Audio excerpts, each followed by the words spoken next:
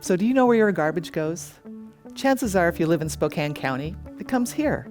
Welcome to the City of Spokane's waste-to-energy facility, and thank you for joining me on the tour today. A lot of people don't realize that Spokane has the only waste-to-energy facility in the entire state, and it's been here since 1991. Before that, all of our garbage was buried in 5 landfills. And in Spokane County, we just happen to live on top of our sole source of drinking water, an aquifer. So burying garbage on top of that drinking water wasn't the best way of managing solid waste. So we needed another option, and waste-to-energy was the choice. It was very controversial when it was built, and there are still questions about how it operates today. That's why we like to have tours. Today you're going to learn how we can process up to 800 tons of municipal solid waste by burning it in 2 boilers. How we take the heat from burning that garbage to generate steam and then also make electricity for up to 13,000 homes. We'll also talk about what we do with the ash that comes out, as well as how we clean the air before it goes out our stack. So we do have a lot to cover on the tour today, so grab a hard hat and let's begin.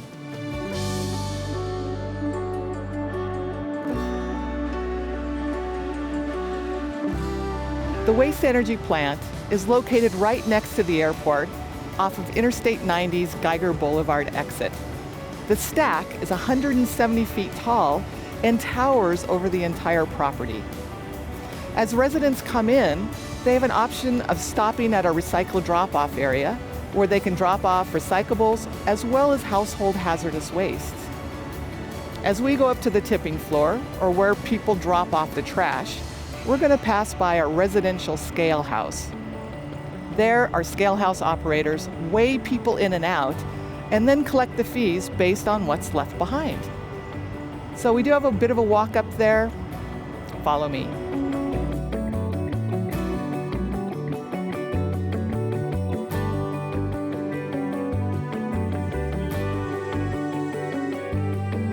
Now in the tipping floor. And the tipping floor is just where people throw garbage out on the ground to be disposed of.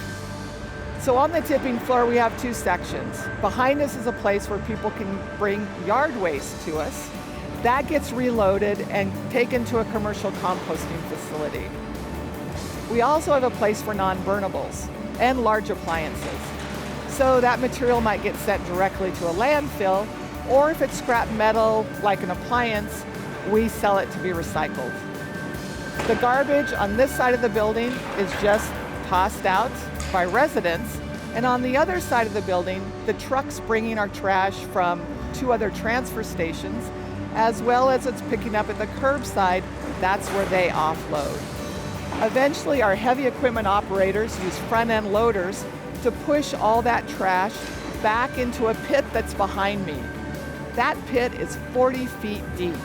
And once that trash is there, we look at it as a fuel source.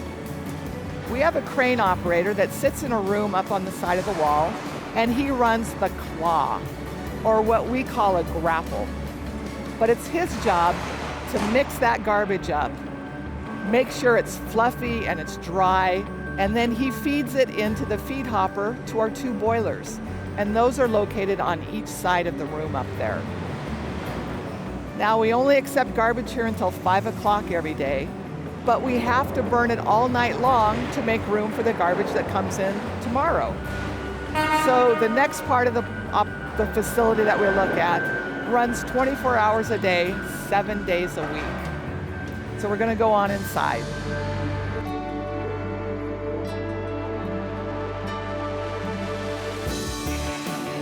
Welcome to the control room, or the brains of the operation. Here we can monitor up to 1,400 points of information happening throughout the plant, and that is done by our plant operator. You can see that he has video monitors as well as data screens to keep track of everything and make adjustments in real time. Things that he's monitoring are temperatures in the boilers, steam pressure, as well as how much electricity we generate. We can generate up to 22 megawatts. We use 3 to 5 megawatts to run the plant itself, and then the extra we sell to Avista Utilities. It's usually enough for 13,000 homes. One of the most important things we monitor here is the air quality, or the emissions, or what comes out of our stack. It's very highly regulated by environmental agencies, and we always pride ourselves on running very well below those limits. Anything that happens in the plant that impacts air quality can be adjusted immediately. Now, that information independently goes to our oversight agencies like the Department of Ecology, the Spokane Health District, and the Spokane Clean Air Agency. Next on our tour, we're going to go into our boiler rooms and see up close how we burn that garbage to make the energy.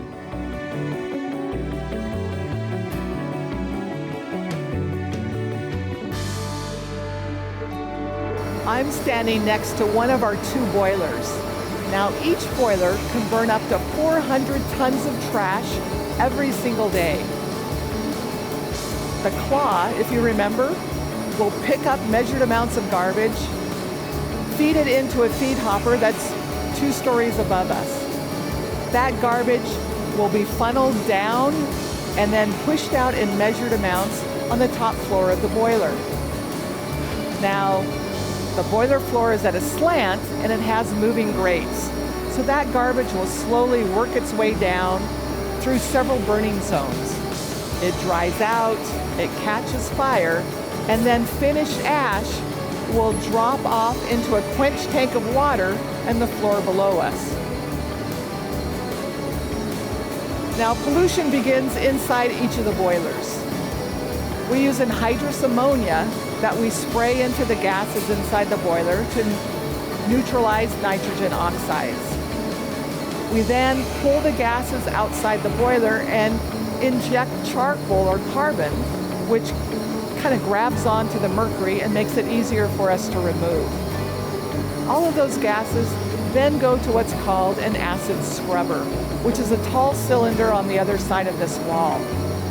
We use a lime slurry that we spray into that cylinder and then pull the gases through it, and that lime neutralizes the acid gases. Next, all of those gases go into what's called a bag house, where the particulates are filtered out.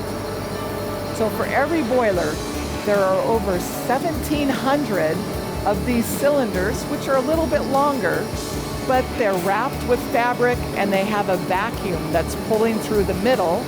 So all the fine particulates, or what we call fly ash, is trapped against the cloth.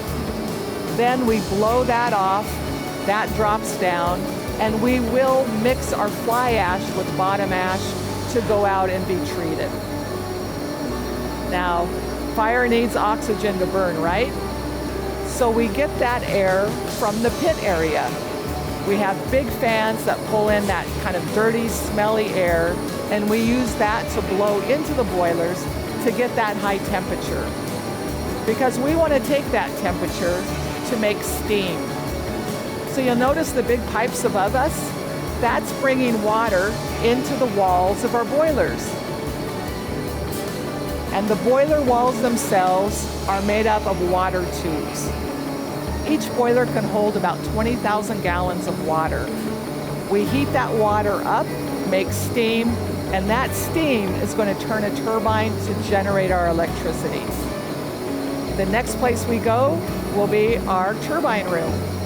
And you're also going to see a dragon there, so keep your eyes open.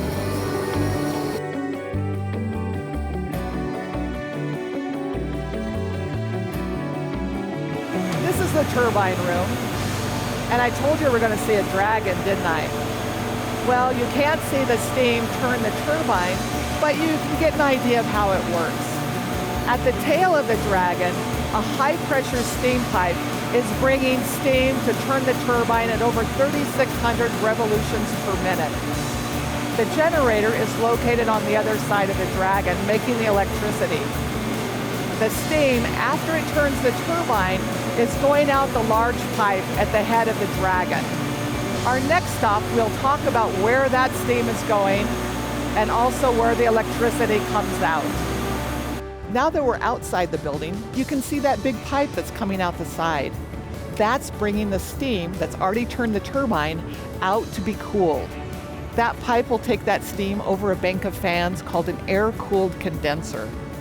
Those fans will cool that steam back into water, and then we recirculate the water back to be made into steam again.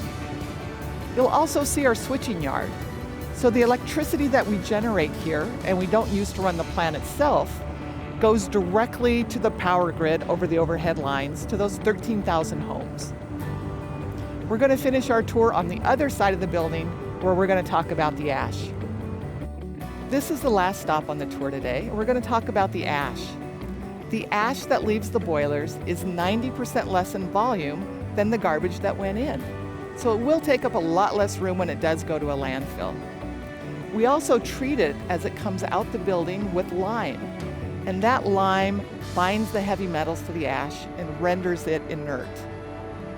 The ash then is taken to a warehouse where we use a grizzly separator and magnets, and we pull out ferrous metal. In fact, we can recover up to 25 tons worth of metal every day from the ash before it goes to the landfill, and that metal goes to be recycled. The ash is then loaded into small containers and taken to the Roosevelt landfill in Klickitat County. There in the landfill, it does take up a lot less room than regular garbage. It's not going to leak anything out into the ground, nor does it generate methane gas, which is a powerful greenhouse gas emission. And you'll never see smoke coming out of our stack. If anything, you might see a vapor plume as that warm air that leaves the boilers hits the colder air outside. So that's pretty much how we work here. Garbage comes in, ash and electricity come out. So thank you for joining me on the tour today.